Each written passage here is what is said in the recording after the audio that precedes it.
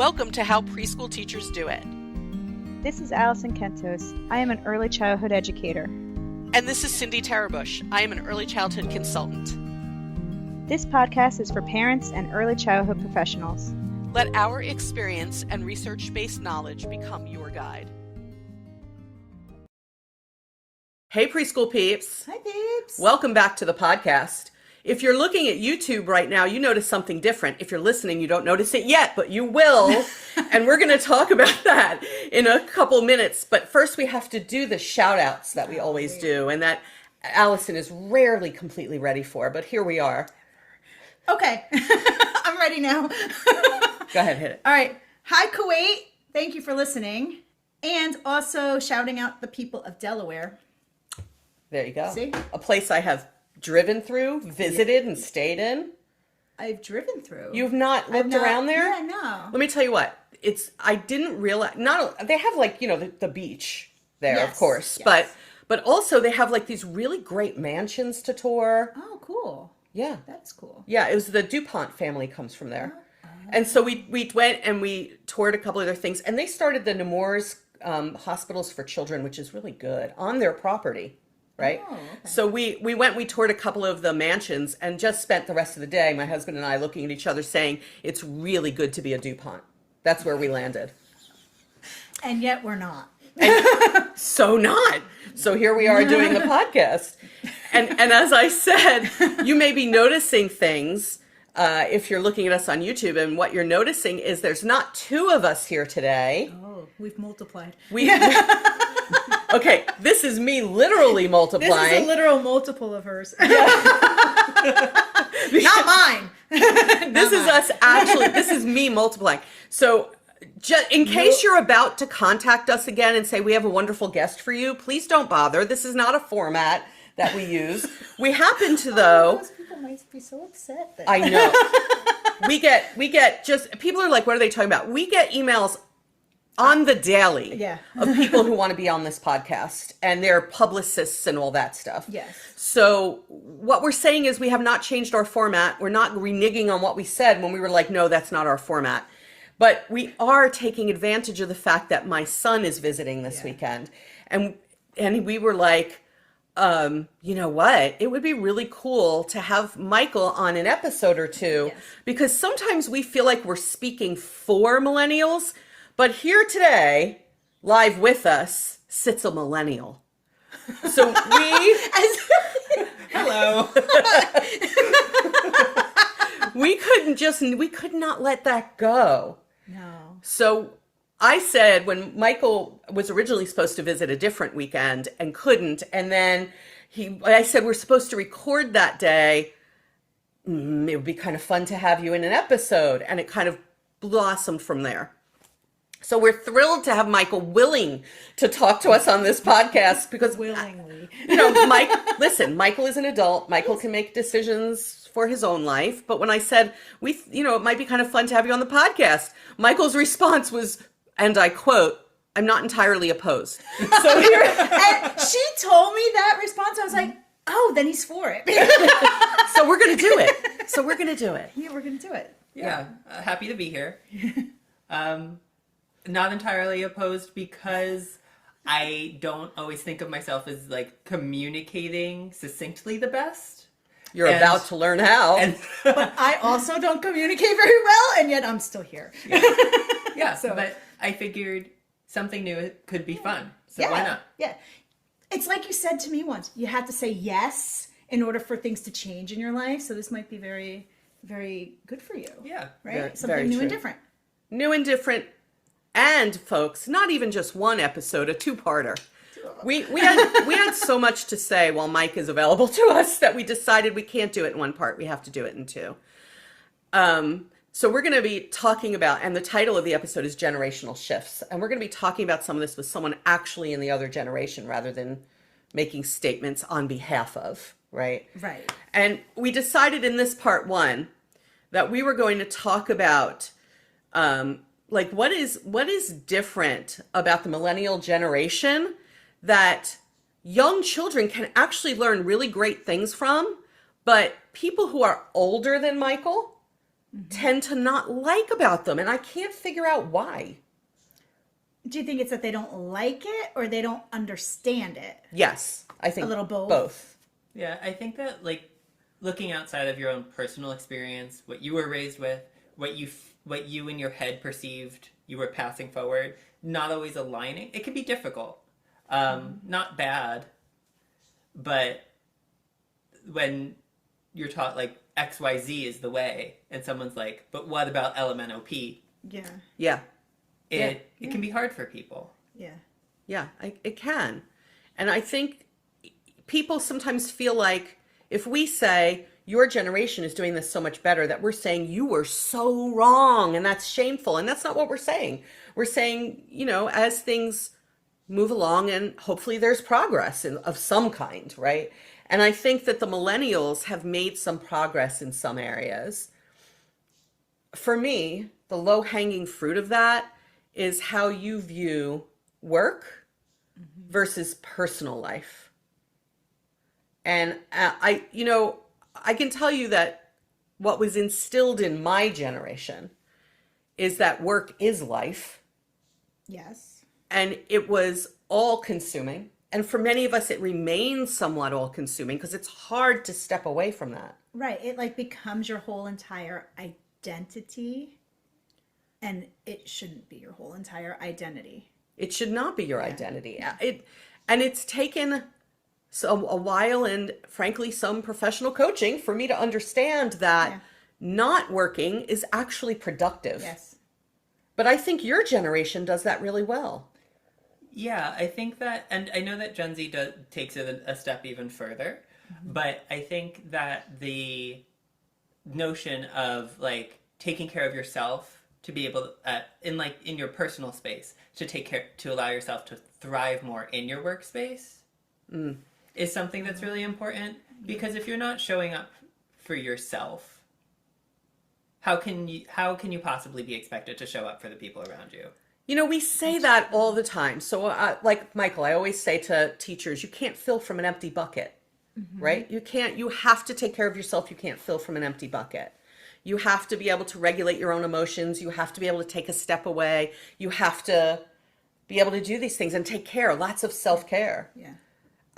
I think personally, I learned a lot about self-care from people younger than me. I certainly didn't learn it from my parents' generation.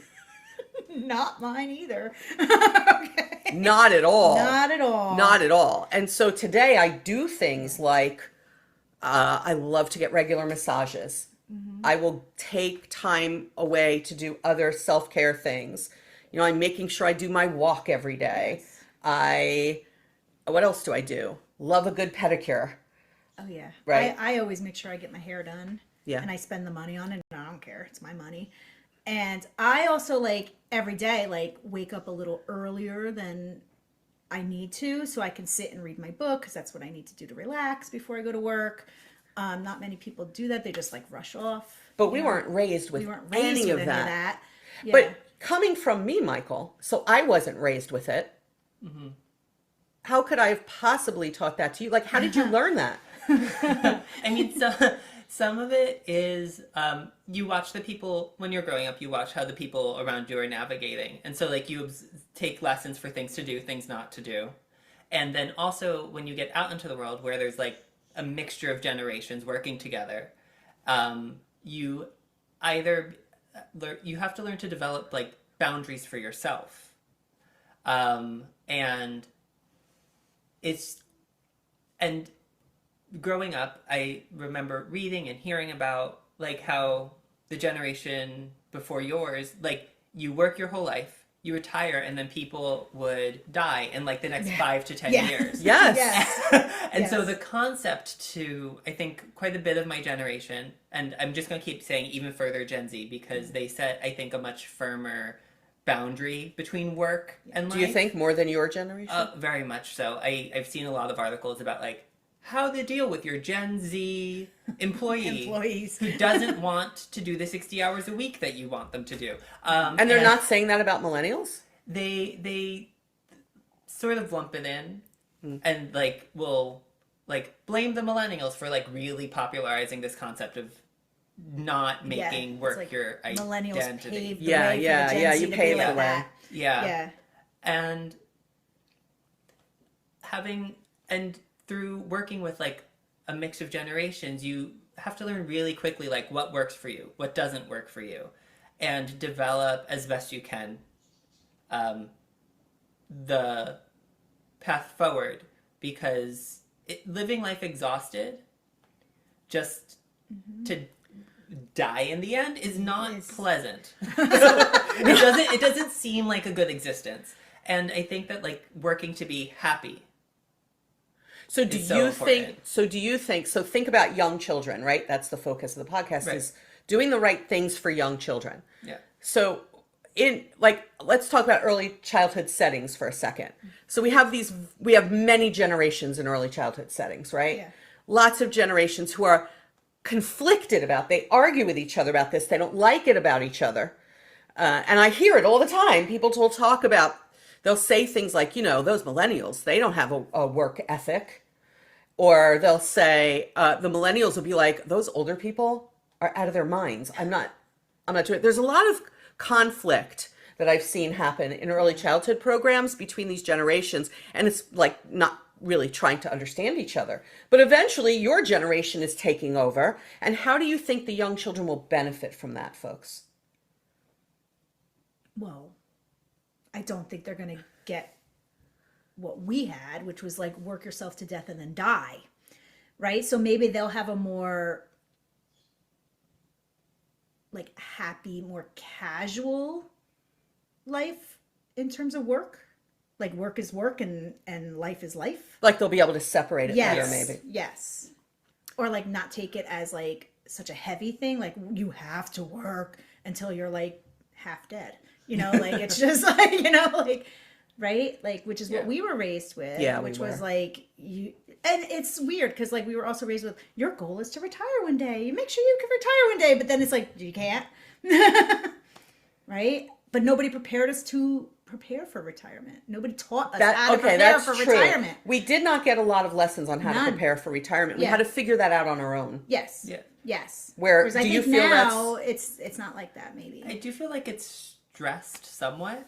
But I think a lot of the conversation in my generation is looking around and going, okay, how I'm not going to be able to do what I'm doing now in the way that I'm doing now forever. So how am I taking care of future me? Whereas I think the generation before yours, due to things like the Depression, was really trying to survive. And Yes. Yeah. so you learned a lot of lessons, I think, about the results of that. Whereas I think my generation is trying to figure out thriving. So what you've said is very interesting, because the generation, you're talking about the older generation who either remember or knew the Depression or was raised by people who survived the Depression, right? Maybe they don't even remember it. Yeah. But they were raised by them. So there was still this flight, Flight or freeze, Yes. right? Right. Flight, fright, or freeze was going on. And then it passes to the next generation because there was generational trauma. And we know that generational trauma can go on for many years. And I wonder if instead of looking at you and the generation younger than you, we should actually be glad that some of that generational trauma seems to have fallen away. Yeah. And you're looking out for yourselves a little more. And today's children will understand you don't have to work yourself to death. You work and your personal life don't have to overlap all the time, Right. right?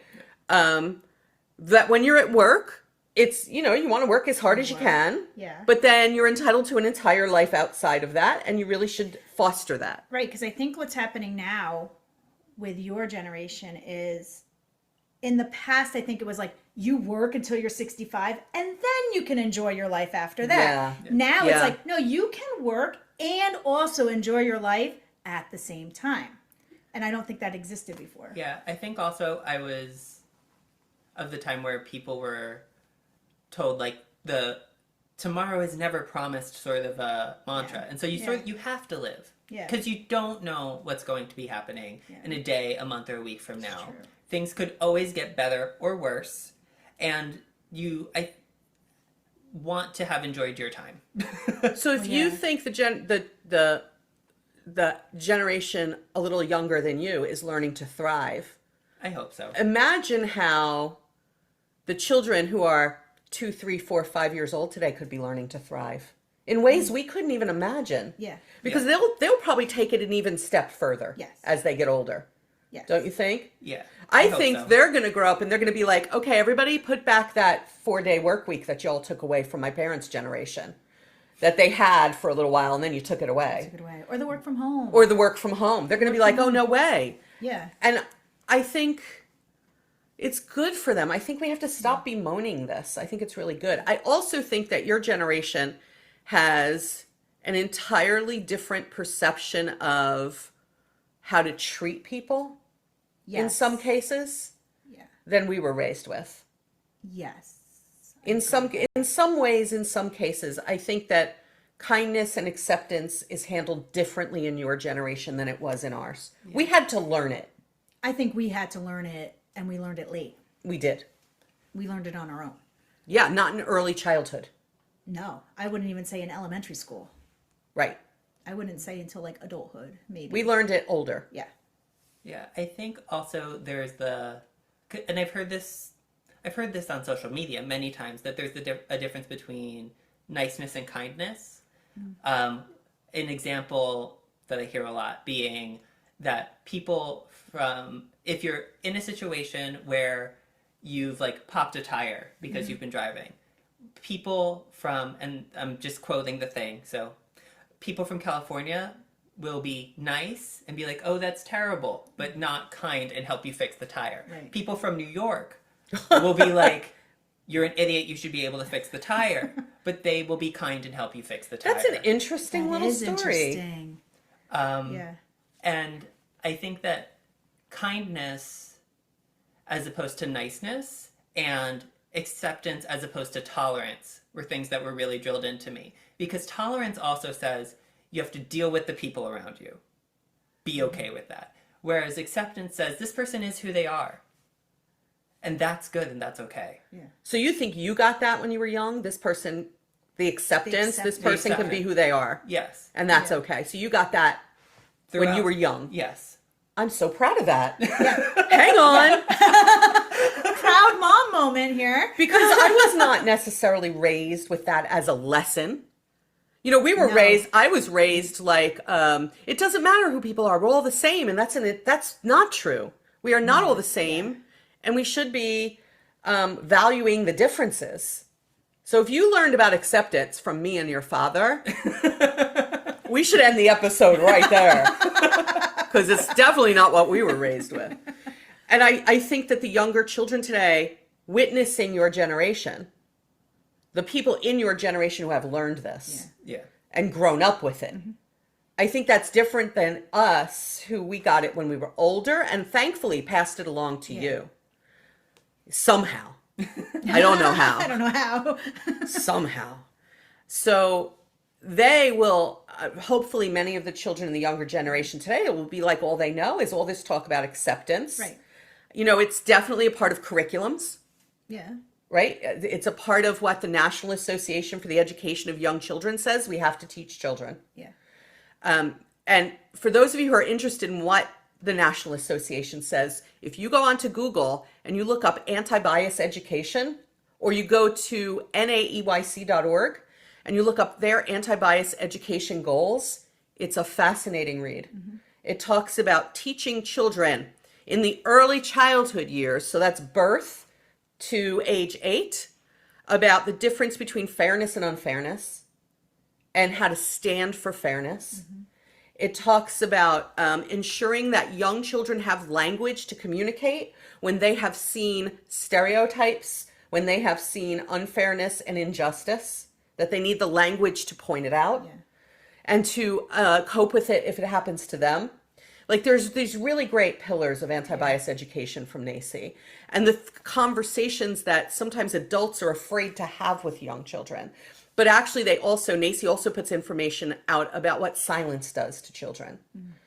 Right? So if we are silent and we don't talk about this sort of acceptance with young children, then they don't know what to do with what they're seeing and perceiving. Yeah. Plus they see lots of stereotypes, and we've talked about that before. From products, from companies, right? They see lots of stereotypes.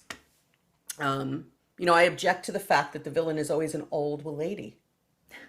Think about it. It's true. Right? It's true. And that's just one example of what I object to. Yeah. So, I think instead of looking at your generation and thinking, well, that's no good because it wasn't how I was raised, we have to really start to treasure the things that you've brought to the world, Right. Your generation. You are now representing an entire generation of people. Yeah, late 20s to early 40s. Hi, hello. He's in there somewhere. Yeah. And you know what's happening now is people who see me either at a speaking engagement or on the YouTube channel are thinking, how could she have a son in that age bracket? She looks so great. Yes, that's exactly what they're That's thinking. it's exactly what's Yeah. going on in their heads. Yes.